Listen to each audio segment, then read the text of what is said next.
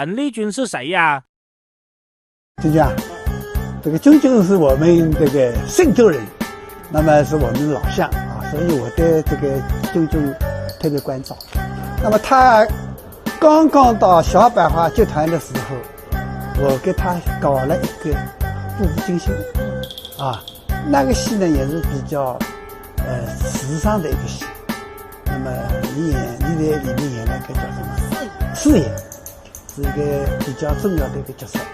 那么里面也有好几段唱腔，这个唱腔这样的唱腔，好像现在在网上也是比较流行的啊。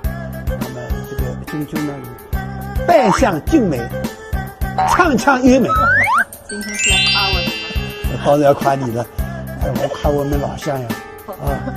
喜欢炯炯的人非常多，他们对我这也，我们就是喜欢看炯炯的戏，这我多少开心。谢谢大家。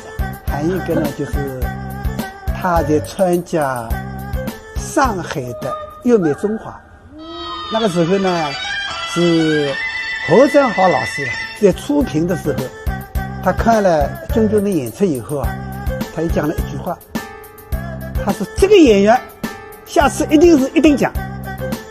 结果真是一定奖了。让我们欣赏一下陈丽君在《乐美中华》中演唱陈国良老师的作品时的风采。为什么哭泣我泪？你总离去。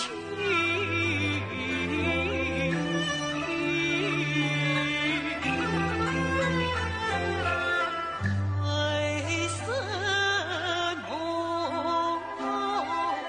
夜尽千帆？你什么深？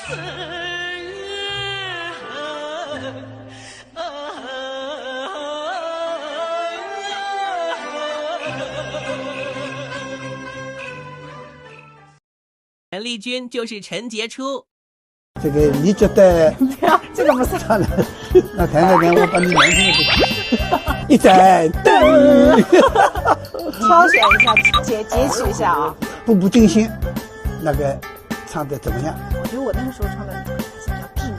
就是为你量身定做的这种音乐，就是第一次。就是你那个时候帮我练唱，刚才练过的。练过的。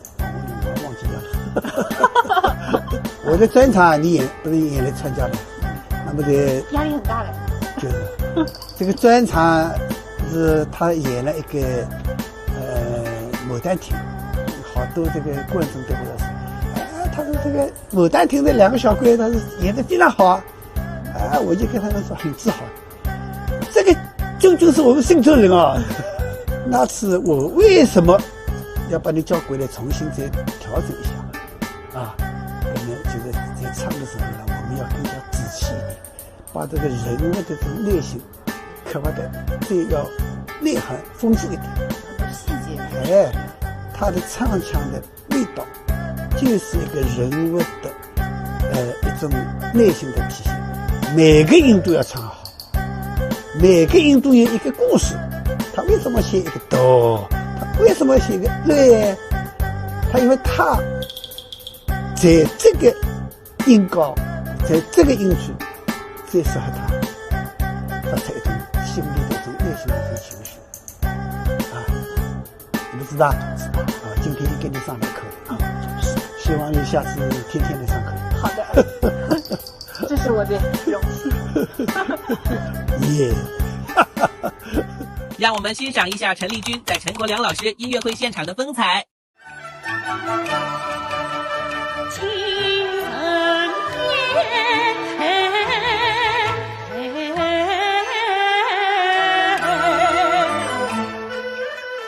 绝世佳，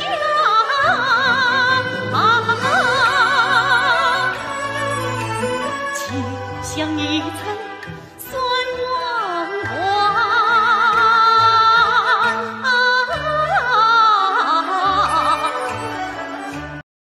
陈丽君就是家庭。陈国良老师带陈丽君练唱新概念环境式乐剧《新龙门客栈》选段算命。这段唱腔就是按照毛老师的要求啊，原来我们按照传统的来的，这个天庭宝马啊，迎过云的这样的，就是没有不太有新意的，就是很平常的一个声音。那么现在毛老师说，能不能够把北方的一种这个他的一个风格吸引过来，吸收过来？那么他说提出来这个金庸大鼓，后来我想想也好的，所以呢变成了第一开始就把这个糯米啊，就是把这个这个四世同堂的这种味道就引进过来了。那么这个曲子就是评弹的音乐，原来影派的评弹的音乐跟金庸大鼓的两种音乐的风格要混合在一起，那么就产生了一个新的一种样式，新的风格。天地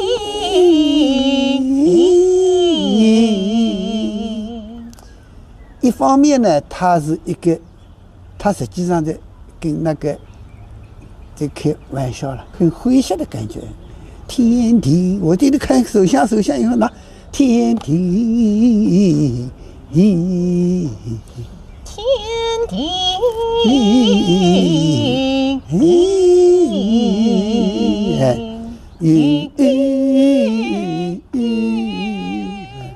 红红尘红叶，这里讲红尘红叶，当的啷的啷到里的啷多缘分。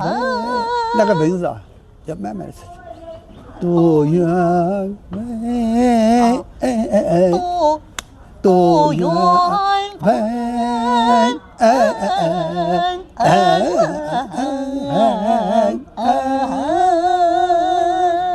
对呀，一次